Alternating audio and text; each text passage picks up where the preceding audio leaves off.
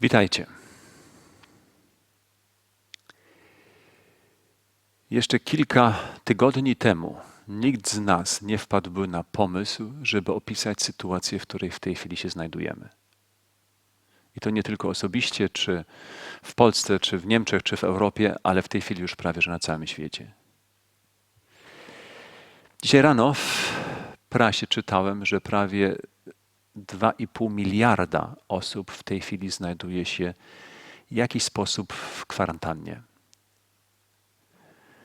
Czyli po prostu zastopowaliśmy z dnia na dzień i zastopowaliśmy to, co nam się do dzisiaj wydawało, że jest jedyne, ważne i bez czego żyć nie możemy. I nagle okazuje się, że wiele rzeczy stoi i stanęło, a mimo to życie toczy się dalej. Żyjemy.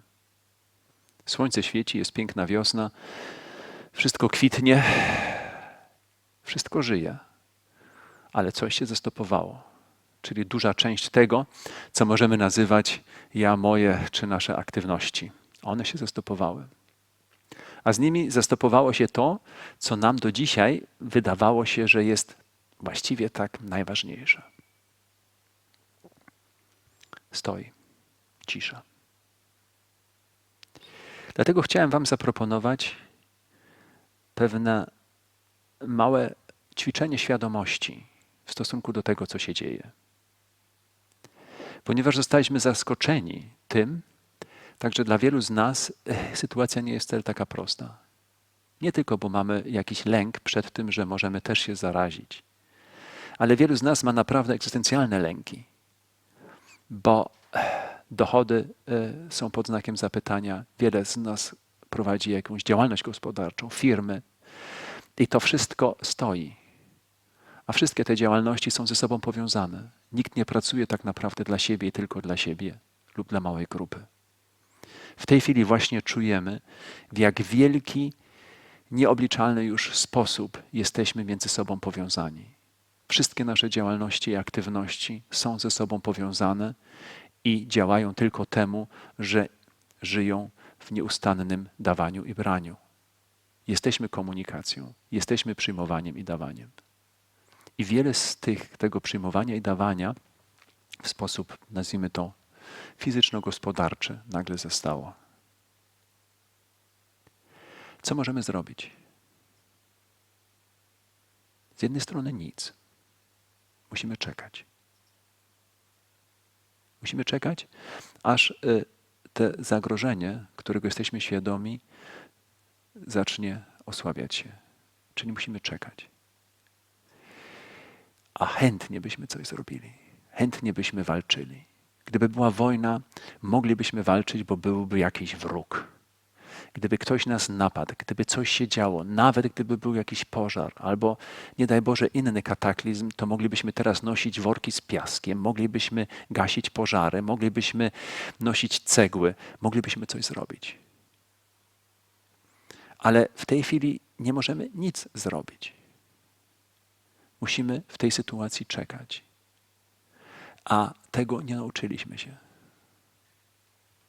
Dlatego chciałem wam zaproponować sztukę czekania. I zobaczmy jeszcze raz na stan, który opisujemy czekaniem. Jeżeli jesteśmy w stanie czekania, to stan ten jest bardzo specyficzny, ponieważ jest to stan pewnego rodzaju napięcia, w którym nie jesteśmy tak naprawdę obecni, bo to, co jest, nas nie interesuje, tylko w stanie czekania czekamy na coś, co powinno być. I to, co powinno być, jest właściwie podmiotem naszego czekania.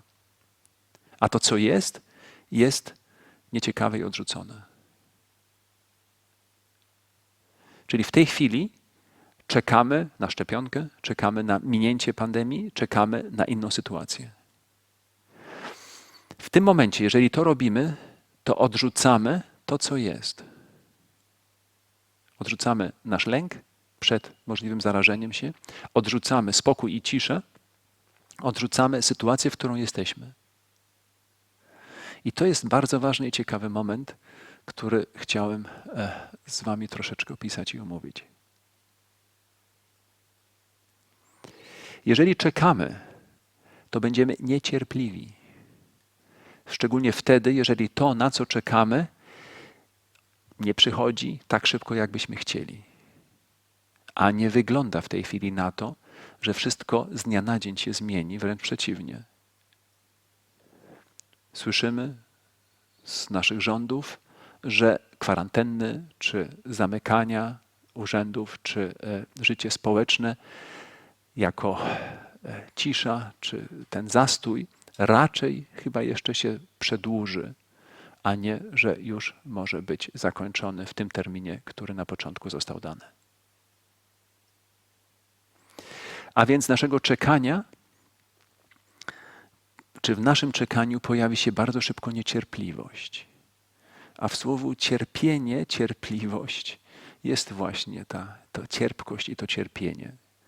Ale my jesteśmy tymi, którzy to tworzą. Ponieważ cierpienie jest stanem, jeżeli to, co jest, nie podoba nam się w stosunku do tego, co miałoby być. To nazywa się cierpieniem w duchowości wschodniej i zachodniej. A więc my cierpimy, czekając, jeżeli coraz dłużej nie pojawia się to, co miałoby być, bo automatycznie odrzucamy to, co jest. Czyli sztuka czekania jest dużą sztuką, jeżeli ją zamienimy w sztukę obcowania i umiejętności obcowania się z tym, co właśnie w tej chwili jest. I proszę was, zobaczcie tak naprawdę, co jest. Mamy szczęście, że żyjemy w Europie, gdzie mimo wielkich skarg i lęków nasze systemy zdrowotne nadal działają. W wielu, wielu państwach jest o wiele, wiele gorzej. Dla wielu z nas to, co w tej chwili się dzieje, jest nieprzyjemne, jest nowe, dziwne. Ale zobaczcie, czy to jest naprawdę aż takie złe, żeby to odrzucić. Czyli zobaczcie, czy to, co w tej chwili się dzieje, jest dosłownie nie do przyjęcia i z tego powodu nieprzyjemne, jak my to tak nazywamy. Zobaczcie, jak wyglądają wasze dni, jak wygląda poranek, jak się budzisz. Możesz zostać w domu. Praca jest dla wielu z nas teraz możliwa dzięki systemom online, ale jesteśmy w domu, czyli mamy więcej czasu. Zobacz, czy uda ci się zmienić troszeczkę tryb życia i zrób sobie taki mały program dnia. Polecam to, ponieważ w wielu klasztorach kontemplacyjnych im więcej ciszy i spokoju, tym silniejszy jest program dnia, ponieważ nasz umysł nie potrafi zbyt długo utrzymać uważność przy jednej rzeczy. Dlatego jest dobrze brać to pod uwagę i od czasu do czasu zmieniać czynność, ale właśnie od czasu do czasu. A więc zobacz, czy możesz zacząć dzień ciszą i medytacją. Degustuj się robieniem śniadania. Degustuj się nagle smarowaniem bułki. Degustuj się smakiem. Nie musisz nigdzie lecieć. Twoja praca już jest w domu. Nie musisz się śpieszyć. Tego autobusu dzisiaj już nie musisz złapać. Możesz zostać i zostań przy tym, co jest. Dlatego zobacz, jak smakuje cisza, jak smakuje bułka z masłem i dżemem. Powąchaj znowu zapach kawy czy herbaty. Zobacz, kto obok ciebie siedzi. Jeżeli nikt, to zobacz, jak to jest, będąc samo w przestrzeni pokoju czy kuchni. Potem zacznij pracę. W świadomości, że nie jesteśmy sami. Od czasu do czasu zrób sobie 5 minut przerwy. Znowu zrób głęboki oddech w tej przerwie i poczuj się cieleśnie obecnym przed komputerem lub wstań. Zrób mały spacer po pokoju. Stań do okna. Otwórz okno. Zobacz na zewnątrz. Oddychaj świeżym powietrzem. Zobaczysz niebo, słońce, chmury, deszcz. Może inne osoby w innych pokojach. Jesteśmy razem. Uśmiechnij się. To jest krótka droga do innych osób. Może ktoś właśnie się boi, obawia się. I może komuś ten uśmiech pomoże, tak jak lekka łaskotka, że jesteśmy i żyjemy. Zrób sobie po pracy obiad i delektuj się znowu zapachem gotowania, przypraw, czując i smakując to. Zobacz, czy jest możliwe jakieś ćwiczenie fizyczne. Jest wiele możliwości w różnych tradycjach, od Qigong, Tai Chi, jogi, Feldenkrais i tak dalej, i tak dalej. Nie chodzi tu o gimnastykę w sensie jakichś wyczynów, ale chodzi o obecność cielesną, która dzięki wielu ćwiczeniom może wzrastać i tak uczysz się zamieszkiwać Twoje ciało, bo to wzrasta i to pomaga być bardziej obecnym. Weź sobie czas na lekturę, godzinę, półtorej. Przeczytaj coś, co jest inspirujące w tej chwili. Coś, co daje dobry rezonans. Zobacz, czy możesz troszeczkę zredukować ilość filmów czy bodźców, których zadaniem normalnie byłoby kompensować to, co jest, czyli które mają za zadanie zapomnieć o czymś, uciec od tego, co jest i zobacz, czy możesz zwiększyć dawkę pozostania przy tym, co czujesz i smakujesz. Zobacz, czy możesz zostać w dotyku z sobą, czując się siedząc, leżąc, idąc, gotując, jedząc, pijąc. Zobacz, czy możesz zostać w tej cielesnej obecności. Czy możesz zamieszkać ciało, a wraz z ciałem zamieszkać Twój pokój, Twoją kuchnię, Twoje mieszkanie czy balkon. Pozwól sobie być w tym czasie, teraz. Wyznacz sobie czas na rozmowy telefoniczne, na Skype'y, na wszystkiego tego rodzaju komunikacje. One są bardzo ważne. Ale zobacz, od którego momentu one przestają być komunikacją, a są już tylko takim próbą zabijania czasu. I zaryzykuj niezabijania tego czasu.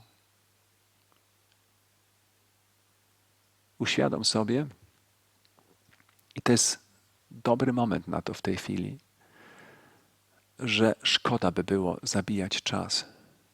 On jest bardzo kosztowny. I nikt z nas nie ma władzy nad nim i nikt z nas nie wie, jak długo po prostu możemy być w tym, co nazywamy byciem człowiekiem. Byłoby szkoda zabijać go, zagłuszać go. Pozwól sobie i innym być razem w komunikacji, ale pozwól sobie i innym być też tylko z sobą w tej ciszy, czując, oddychając to, co jest i przyzwyczajając się do niej jako do jednej wielkiej, otwartej przestrzeni. Jest możliwe, jeżeli otworzymy się na tą ciszę i zaczynamy ćwiczenie tej obecności właśnie w taki sposób, jak ją opisałem. Przyjdzie nam troszeczkę lżej, może nawet rozkosznie, bycie. Te takie proste bycie. Ale ono zawsze zaczyna się z byciem samym sobą, z umiejętnością obchodzenia się z samym sobą. Tego rzadko nas uczono, być może prawie że nigdy. Właśnie tego uczą nas drogi duchowe wschodu i zachodu. Zaczynamy z sobą, u siebie, przy sobie. I zobacz, czy uda Ci się to zaryzykować.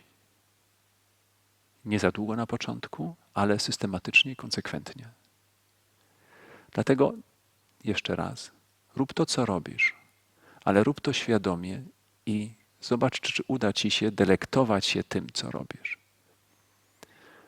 A jest tyle fajnych rzeczy i tyle zmysłowych rzeczy, które nas otaczają, które możemy dotykać, smakować, pić, wąchać. To wszystko jest. Zaczęła się wiosna. Jest to coś dla oczu, ale jest to też i coś dla wdechu. Nadal mamy nieograniczony dostęp do wielu kulinarnych rzeczy. To możemy przeżywać. Mamy tyle dostępu do tego, co jest, że życie w tej chwili naprawdę nie stoi. Ono cały czas się żyje i przeżywa. I być może właśnie ten czas możemy wykorzystać, aby zacząć znowu czuć jego sens.